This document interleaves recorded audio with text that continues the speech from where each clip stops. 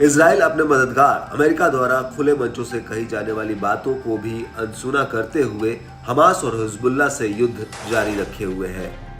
इस युद्ध में किसी भी पक्ष की तरफ से नरमी का माहौल ही नहीं दिख रहा है, जबकि कई जानकार समय समय पर कहते रहे हैं कि इस युद्ध से अमेरिका को भी भारी नुकसान हो रहा है और इजराइल की भी हालत खराब हो रही है। आरोप ये भी लगे कि इजराइल के प्रधानमंत्री चुनाव को देखते हुए वहां के वर्तमान प्रधानमंत्री बेंजामिन नेतन्याहू युद्ध को जारी रखे हुए हैं, क्योंकि वो चुनाव में युद्ध का फायदा लेना चाहते हैं।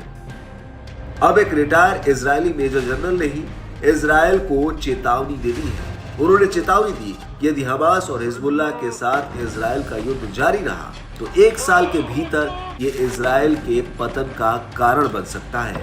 मेजर जनरल ने एक लेख में कहा कि सुरक्षा मंत्री योआव गैलेंट को सच्चाई का एहसास होने लगा है कि यदि गाजा पर किसी समझौते पर पहुंचने में फेल रहे और क्षेत्रीय युद्ध छिड़ जाता है तो इजराइल खतरे में होगा।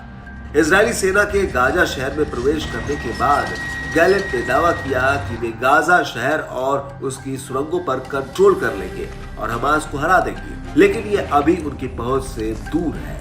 उन्होंने कहा कि मुझे लगता है कि गैलेंट को अब एहसास हो गया है कि युद्ध अपना उद्देश्य खो चुका है और इजराइल गाजा के दलदल में डूब रहा है, वहां अपने सैनिकों को खो रहा है। ऐसे में हमास को उखाड़ फेंकने का लक्ष्य दूर दिख रहा है।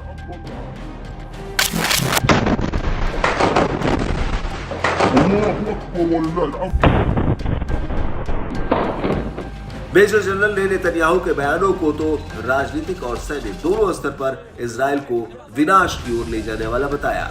उन्होंने इजराइल की वर्तमान सैन्य स्ट्रेटेजी को भी कमजोर बताते हुए कहा कि 8 महीनों में भारी बमबारी के बाद भी हमास के जमीनी सुरंग नेटवर्क काफी हद तक बने हुए हैं और इन समूहों ने अपने रैंकों को फिर से भर दिया है। दूसरी तरफ इजराइल की बात करें तो उसके गोला बारूद खत्म हो रहे हैं और अब एक बार फिर वहां के लोग सेना में शामिल होने से दूर भाग रहे हैं। ऐसे में इजराइल के सामने चुनौतियां कम नहीं है।